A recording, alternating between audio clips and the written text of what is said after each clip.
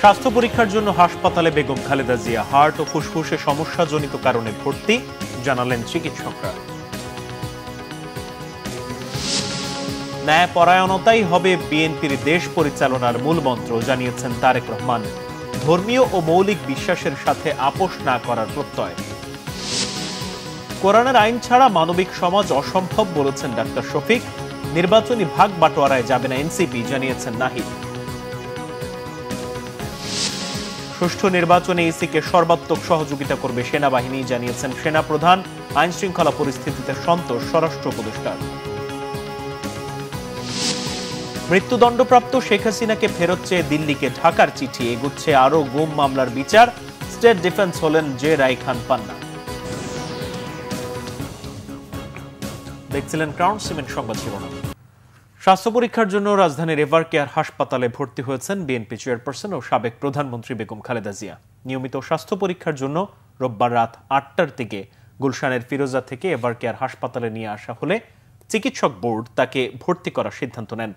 Medical বোর্ডের সদস্য অধ্যাপক ডাক্তার FM সিদ্দিকী জানান, খালেদা জিয়ার ফুসফুসে ইনফেকশন ধরা পড়েছে, একই সাথে হার্টও আক্রান্ত হয়েছে। আরও কিছু প্রয়োজনীয় পরীক্ষা শেষে আগামী 12 ঘন্টা নিবিড় পর্যবেক্ষণে রাখা হবে খালেদা জিয়াকে। আপাতত কেবিনেই রাখা হয়েছে। খালেদা জিয়ার ব্যক্তিগত চিকিৎসক অধ্যাপক ডাক্তার AZM জাহিদ হোসেন জানান, আপাতত আশঙ্কার কোনো কারণ নেই। নিয়মিত চিকিৎসার অংশ হিসেবেই তাকে এভার কেয়ারে নিয়ে আসা হয়েছে। লন্ডন থেকে পুত্র ও পুত্রবধূ খালেদা জিয়ার সার্বক্ষণিক চিকিৎসার খোঁজ খবর রাখছেন বলেও জানান তিনি।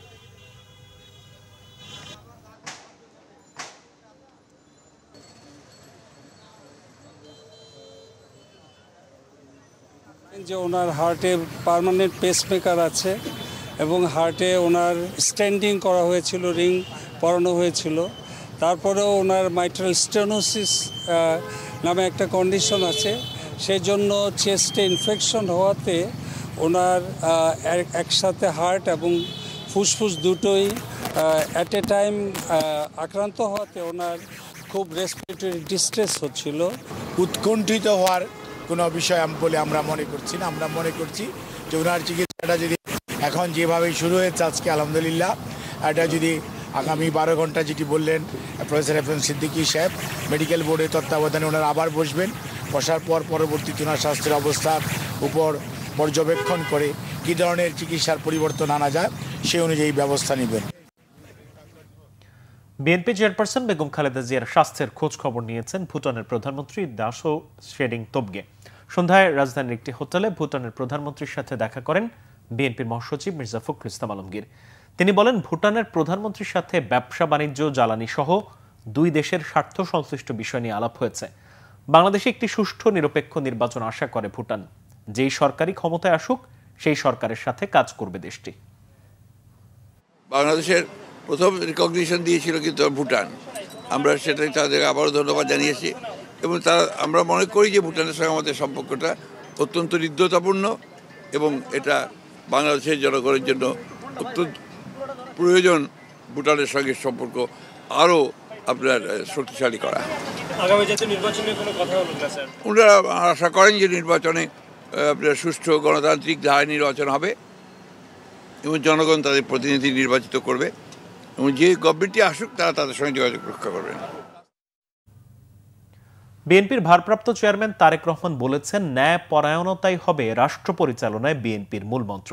তিনি বলেন, ধর্মীয় ইস্যু নিয়ে বিরোধ কিংবা ভিন্ন মত অথবা হীন দলীয় রাজনৈতিক স্বার্থে ধর্মীয় বিধানের উদ্দেশ্যমূলক ব্যাখ্যা কখনো কখনো সমাজে অস্থিরতা সৃষ্টির কারণ হয়ে ওঠে। বিএনপি কখনো ইসলামের মূলনীতি এবং মৌলিক বিশ্বাসের সাথে আপোষ করেনি, ভবিষ্যতেও করবে না বলে উল্লেখ করেন তারেক রহমান। আহমেদ সরারের রিপোর্টে বিস্তারিত। রবিবার বিকালে বাংলাদেশ চীন মৈত্রী সম্মেলন কেন্দ্রে ইমাম খতিবদের জাতীয় সম্মেলনের আয়োজন করে সম্মিলিত ইমাম খতিব জাতীয় পরিষদ। এতে লন্ডন থেকে ভার্চুয়ালি যোগ দেন বিএনপির ভারপ্রাপ্ত চেয়ারম্যান তারেক রহমান। সম্মেলনে বিএনপির ভারপ্রাপ্ত চেয়ারম্যান তারেক রহমান বলেন, বিএনপি ইসলামী মূল্যবোধে বিশ্বাসী একটি রাজনৈতিক দল। তারা আল্লাহর উপর পূর্ণ আস্থা ও বিশ্বাস রেখেই দেশ পরিচালনা করতে চায়। ধর্মীয় ইস্যু নিয়ে বিরোধ কিংবা ভিন্ন মত অথবা হীন দলীয় রাজনৈতিক স্বার্থে ধর্মীয় বিধানের উদ্দেশ্যমূলক ব্যাখ্যা কখনো কখনো সমাজে অস্থিরতা সৃষ্টির কারণ হয়ে ওঠে।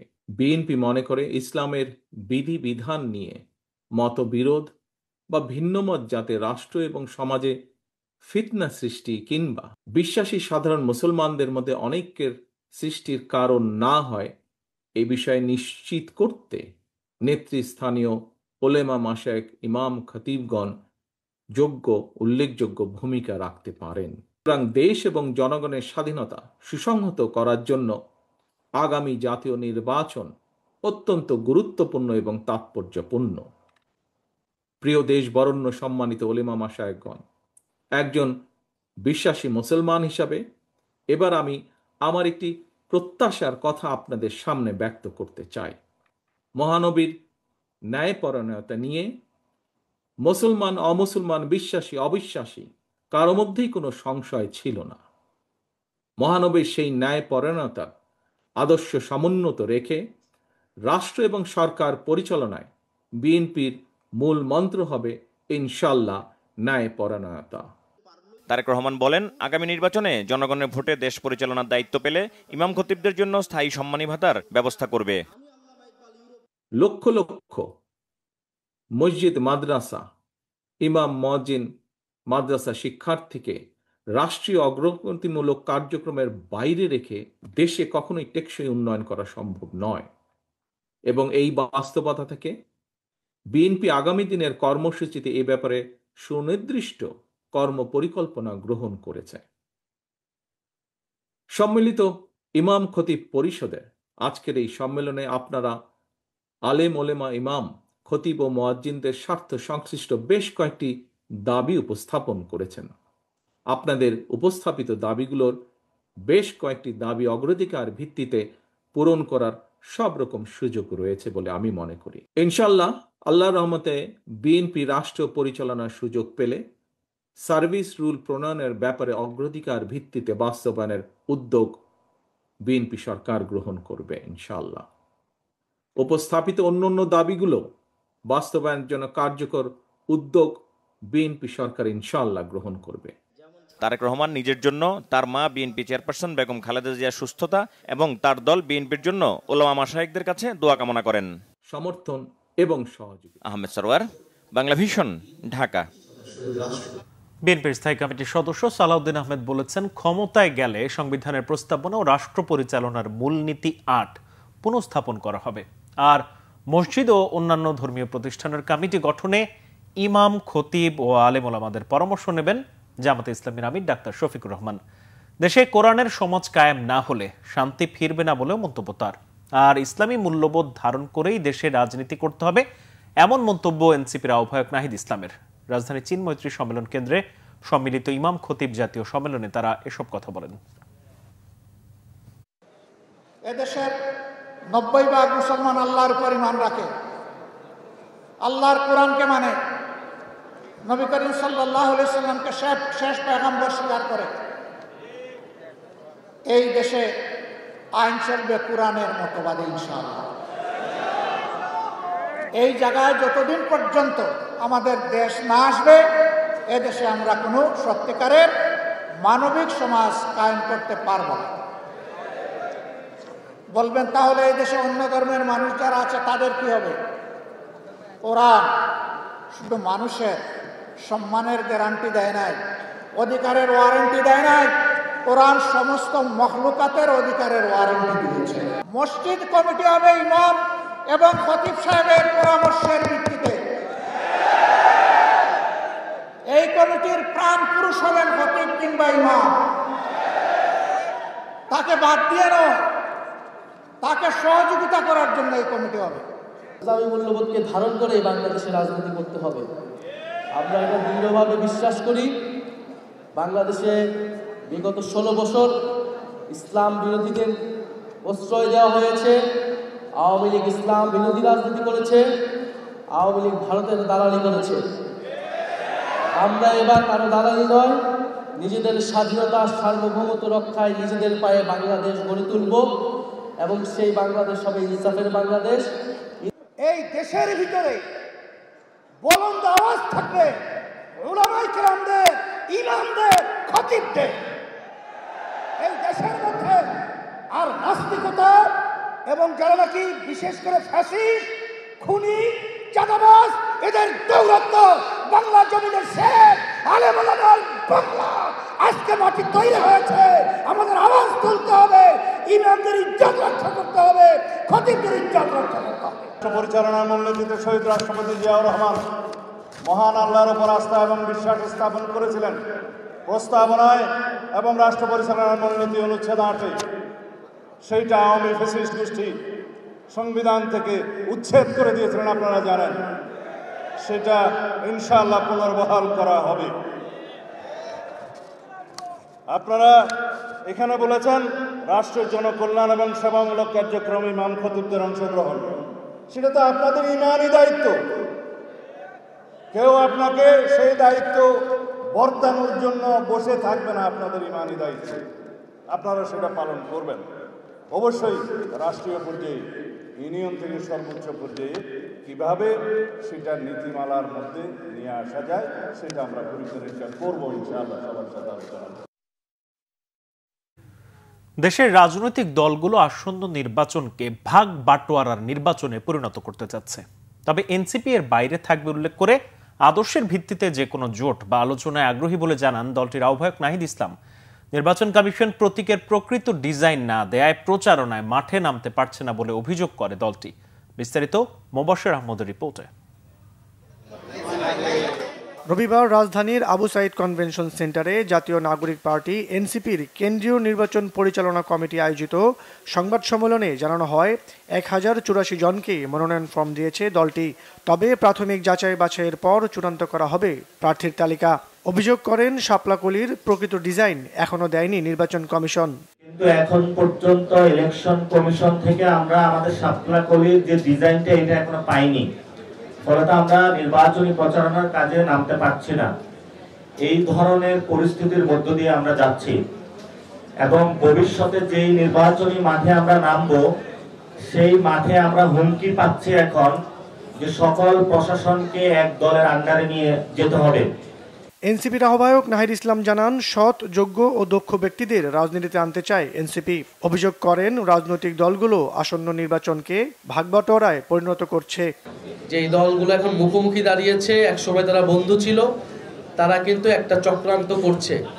এই নির্বাচনকে একটা ভাগবাটোয়ারা, একটা সাজানো নির্বাচন, একটা সমঝোতার নির্বাচনে করার পরিকল্পনা করছে। এবং এই ধরনের একটি নির্বাচন হলে বাংলাদেশের গণতন্ত্র ক্ষতিগ্রস্ত হবে। বাংলাদেশের যে নতুন সম্ভাবনা এবং গণ অভ্যুত্থানের মধ্য দিয়ে বাংলাদেশের যে নতুন রাজনৈতিক আকাঙ্ক্ষা তৈরি হয়েছে সেটা কিন্তু ব্যর্থ হবে।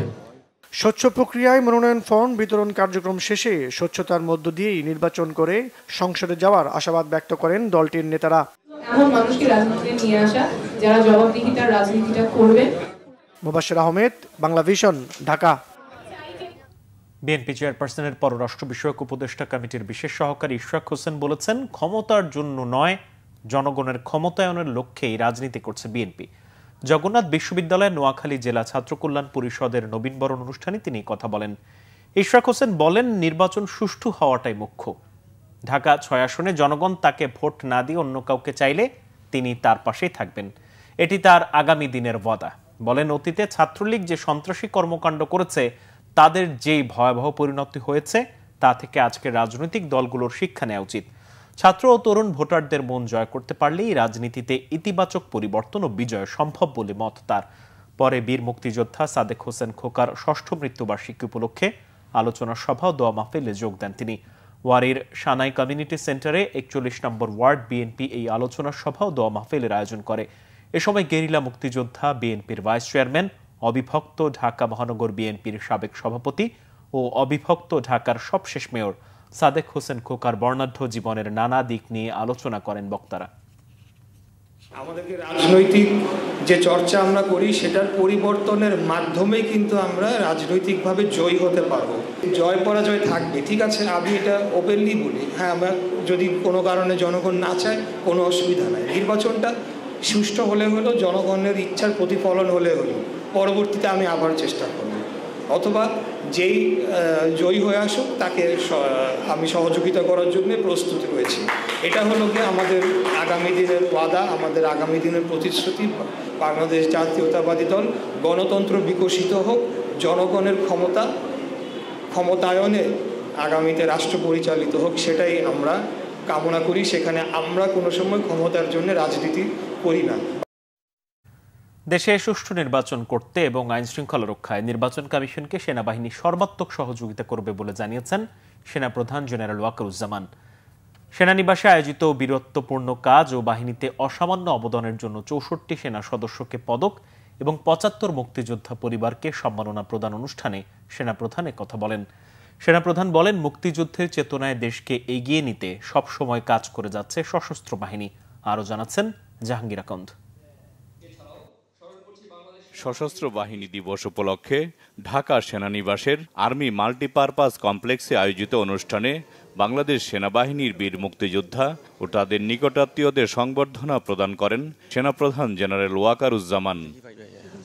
অনুষ্ঠানে 2024-25 ও 2025-26 অর্থ বছরে বিভিন্ন অবদানের জন্য 9 জনকে সেনাবাহিনী পদক, 17 জনকে অসামান্য সেবা পদক এবং 38 সেনা সদস্যকে বিশিষ্ট সেবা পদক প্রদান করা হয়। এ সময় সেনাপ্রধান জেনারেল ওয়াকারুজ্জামান বলেন, মুক্তিযোদ্ধাদের দেখানো পথ অনুযায়ী দেশের স্বার্থে, দেশের মানুষের কল্যাণে কাজ করে যাবে সেনাবাহিনী। বাংলাদেশ সেনাবাহিনী আজকে কেবল তার নিজস্ব প্রশিক্ষণ কার্যক্রমের মধ্যেই সীমাবদ্ধ নেই, বরং বিভিন্ন সামাজিক ও জাতীয় গঠনমূলক কার্যক্রমে অংশগ্রহণ করে প্রত্যক্ষ ও পরোক্ষভাবে বেসামরিক প্রশাসনকে সহযোগিতা করে যাচ্ছে। বাংলাদেশ সেনাবাহিনী শান্তিরক্ষী মিশনের পেশাদারিত্বের সাথে অর্পিত দায়িত্ব পালনের মাধ্যমে বিশ্ব শান্তি প্রতিষ্ঠায় অনন্য ভূমিকা রেখে চলেছে। সম্প্রতি সময়ে বাংলাদেশ সেনাবাহিনীর সদস্যগণ ইলেকট্রো সিভিল পাওয়ারে দেশের আইন শৃঙ্খলা রক্ষার কাজে নিয়োজিত আছেন। আমরা সামনে একটা নির্বাচনের দিকে যাচ্ছি, সেই নির্বাচনে আমরা যথাযথভাবে ইনশাআল্লাহ সরকারকে সর্বতভাবে সহযোগিতা করব, নির্বাচন কমিশনকে সহযোগিতা করব, যেন আমরা একটা সুন্দর একটা নির্বাচন পেতে পারি। অনুষ্ঠানে 3 ক্যাটাগরিতে 3 জনকে মরণোত্তর সেনাবাহিনী পদক সহ মোট 64 সেনা সদস্যকে পদক দেয়া হয়। জাহাঙ্গীর আকন্দ, বাংলা ভিশন, ঢাকা। বর্তমান পরিস্থিতিতে সন্তোষ প্রকাশ করে নির্বাচনের সময়ও দেশের আইন শৃঙ্খলা পরিস্থিতি অবনতি হবার শঙ্কা দেখছেন না স্বরাষ্ট্র উপদেষ্টা অবসরপ্রাপ্ত লেফটেন্যান্ট জেনারেল জাহাঙ্গীর আলম চৌধুরী। সচিবালয়ে আইন শৃঙ্খলা বিষয়ক কোর কমিটির এক বৈঠক শেষে তিনি কথা জানান। নির্বাচনের আগে আইন শৃঙ্খলা পরিস্থিতি ডেটোরেট করার কোনো সম্ভাবনা নেই। আস্তে আপনারা দেখতেছেন আইন শৃঙ্খলা পরিস্থিতি আস্তে আস্তে উন্নতির দিকে যাচ্ছে। কিন্তু একটা জিনিস হলো যে নির্বাচন যতই ঘনে আসবে, সেই সময় ধরেন যে বিভিন্ন পার্টির ভিতরে মানে ধরেন প্রশাসন এগুলি সংখ্যা বেড়ে যাবে। তারপরে ধরেন এই কি বলে এই যে সভা সমিতি এইগুলির সংখ্যা অনেক বেড়ে যাবে। যেহেতু নির্বাচনে দেখবেন যে প্রতিটা কনস্টিটিউয়েন্সিতে 3-4টা করে সভা হবে, এইগুলির সংখ্যা অনেক বেড়ে যাবে। এই আমাদের এই 1-1.5 বছরের চেষ্টা উন্নতির দিকে গেছে। মানবতা বিরোধী অপরাধের দায়ে মৃত্যুদণ্ড পাওয়া সাবেক প্রধানমন্ত্রী শেখ হাসিনাকে ফেরত চেয়ে আবারও ভারত সরকারকে চিঠি পাঠিয়েছে অন্তর্বর্তী সরকার। গত শুক্রবার এই চিঠি পাঠানো হয়েছে বলে রোববার সাংবাদিকদের জানিয়েছেন পররাষ্ট্র উপদেষ্টা তৌহিদ হোসেন। জুলাই অভ্যুত্থানে মানবতা বিরোধী অপরাধের দায়ে 17 নভেম্বর শেখ হাসিনা সহ 3 আসামির বিরুদ্ধে রায় দেয় আন্তর্জাতিক অপরাধ ট্রাইব্যুনাল। রায়ে শেখ হাসিনা ও তার সময়কার স্বরাষ্ট্রমন্ত্রী আসাদুজ্জামান খান কামালকে মৃত্যুদণ্ড দেয়া হয়েছে। রায়ের দিন পররাষ্ট্র মন্ত্রণালয় আনুষ্ঠানিক বিবৃতি দিয়ে শেখ হাসিনা ও আসাদুজ্জামান খান কামালকে ফেরত দিতে ভারতের প্রতি আহ্বান জানায়। সেদিনই রায়ের প্রতিক্রিয়ায় সচিবালয় আইন উপদেষ্টা আসিফ নজরুল বলেছিলেন, শেখ হাসিনাকে প্রত্যর্পণে প্রয়োজনে ভারতকে আবারও চিঠি দেয়া হবে। গুমের 2 মামলায় সাবেক প্রধানমন্ত্রী শেখ হাসিনা সহ 30 জনের বিরুদ্ধে অভিযোগ গঠনের শুনানি 3 ও 7 ডিসেম্বর। বিচারপতি গোলাম মর্তুজা মজুমদারের নেতৃত্বাধীন 2 সদস্যের ট্রাইব্যুনাল 1-এ রোববার এই তারিখ জানানো হয়। এদিকে ভার্চুয়ালি হাজিরার আবেদন নাকচ করে সশরীরেই সেনা সদস্যদের আসামিদের আদালতে হাজিরার নির্দেশ দিয়েছে ট্রাইব্যুনাল। গালমান শফি রিপোর্ট। আওয়ামী লীগ শাসনামলে টিএফআই জেআইসি সেলে গুমের 2 মামলায় গ্রেফতার 13 সেনা কর্মকর্তাকে কড়া নিরাপত্তায় রবিবার সকালে সেনানিবাসের বিশেষ কারাগার থেকে ট্রাইব্যুনালের হাজতখানায় নেওয়া হয়। পরে র্যাবের টিএফআই সেল ও ডিজিএফ এর জয়েন্ট ইন্টারোগেশন সেলে গুম রেখে নির্যাতনের ঘটনায় তাদের ট্রাইব্যুনালে তোলা হয়। জানানো হয় অভিযোগ গঠনের শুনানির তারিখ। তারা ভার্চুয়ালি হাজিরা দিতে চেয়েছেন। আদালত কমেন্ট করেছেন যে আইন সবার জন্যই সমানভাবে প্রযোজ্য হবে, যেহেতু বাংলাদেশের সাবেক প্রধান বিচারপতি কারাগারে আছেন, তাকে কোর্টে অ্যাটেন্ড করতে হয় ফিজিক্যালি। অ্যাপেলেট ডিভিশনের বিচারক, সিনিয়র মন্ত্রী, বিভিন্ন পর্যায়ের মানুষ যারা আসামি হয়েছেন তারা রেগুলারলি আদালতে সশরীরে হাজিরা দেন। সুতরাং এখানে ডিফারেন্ট কোনো ঘটনা ঘটেনি, যে কারণে অন্য কোনো বিশেষ বিবেচনায় কাউকে ভার্চুয়ালি হাজিরা দেওয়ার বিষয়টা অ্যালাউ করতে হবে, এই বিষয়টা আদালত প্রয়োজন মনে করেন না। তারা মনে করেন সকল নাগরিক আইনের দৃষ্টিতে সমান, সবাইকে ইকুয়াল ট্রিটমেন্ট দেওয়া উচিত। শেখ হাসিনার মামলার রায়কে কেন্দ্র করে বিচারকদের ছবি দিয়ে অবমাননাকর বক্তব্য গণমাধ্যম ও সামাজিক যোগাযোগ মাধ্যম থেকে সরিয়ে ফেলতে নির্দেশ দিয়েছে ট্রাইব্যুনাল। আমাদের তথ্য প্রযুক্তি মন্ত্রণালয়ের সচিব, বিটিআরসি চেয়ারম্যান এই দুজনের প্রতি ডাইরেকশন দিয়েছেন যে সামাজিক মাধ্যমে এই ধরনের যত ব্যঙ্গাত্মক পোস্ট আছে সেগুলোকে রিমুভ করার জন্য, এবং ভবিষ্যতে যাতে এই ধরনের পোস্ট আর কেউ করতে না পারে সেই ব্যাপারে প্রয়োজনীয় ব্যবস্থা গ্রহণের জন্য নির্দেশ দিয়েছেন, এবং পরবর্তী সময়ে একটা কমপ্লায়েন্স দিতে বলেছেন আদালতের কাছে। এদিকে শুনানিতে হাজির হয়ে সিনিয়র আইনজীবী জেডাই খান পান্না শেখ হাসিনার পক্ষে মামলা পরিচালনায় আগ্রহের কথা জানালে তাকে রাষ্ট্রনিযুক্ত আইনজীবী নিয়োগ দেওয়া হয়। আমার কাছে মনে হয়েছে যে তাকে আরও প্রপার ওয়েতে ডিফেন্স দেওয়া দরকার। দ্যাটস ওয়াই আমি স্টেট ডিফেন্সের আমি বলছিলাম প্রথমে যে on behalf of Sheikh Hasina, তো বলছে যে এটা তো আপনি পারেন না বিকজ শি ইজ ফিউজিটিভ।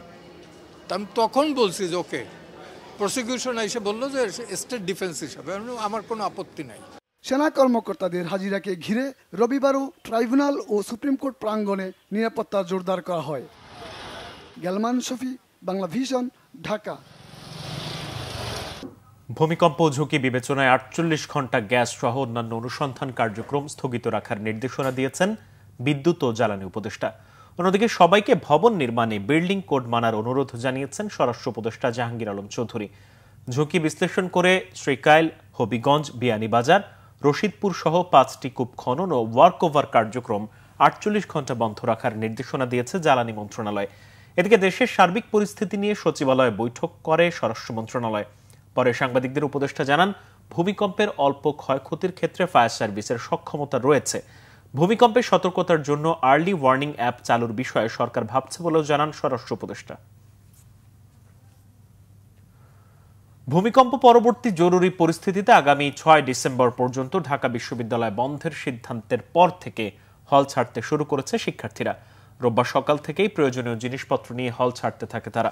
বিশ্ববিদ্যালয়ের এমন সিদ্ধান্তকে ইতিবাচক বলছেন শিক্ষার্থীরা। এদিকে শিক্ষার্থীদের কথা বিবেচনায় রেখে হলগুলোর ক্ষয়ক্ষতি পর্যবেক্ষণ ও সংস্কার করার প্রয়োজনে হল বন্ধের সিদ্ধান্ত নিয়েছে বিশ্ববিদ্যালয় কর্তৃপক্ষ। সাম্প্রতিক ভূমিকম্প ও পরবর্তী আফটার শকের কারণে শিক্ষার্থীরা শারীরিক ও মানসিকভাবে বিপর্যস্ত হওয়ায় তাদের সার্বিক নিরাপত্তাকে সর্বোচ্চ গুরুত্ব দিয়ে এই সিদ্ধান্ত নেওয়া হয়েছে বলে জানানো হয়। এমন সিদ্ধান্ত শিক্ষার্থীদের মানসিক অবস্থার উন্নতি ঘটাবে বলে মনে করছেন অনেক শিক্ষার্থী। সিন্ডিকেট সভার সিদ্ধান্ত অনুযায়ী আগামী 6 ডিসেম্বর পর্যন্ত 15 দিন বিশ্ববিদ্যালয়ের সব ক্লাস ও পরীক্ষা বন্ধ থাকবে।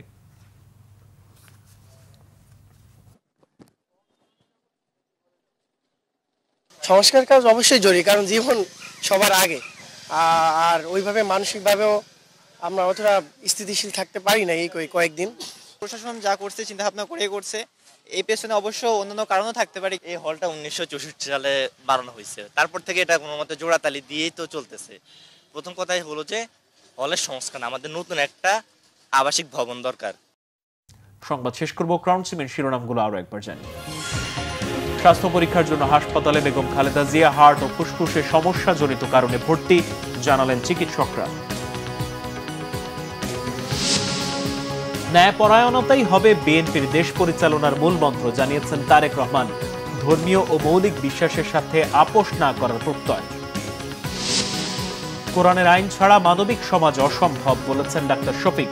নির্বাচনী ভাগ বাটোয়ারায় যাবেন এনসিপি, জানিয়েছেন নাহিদ।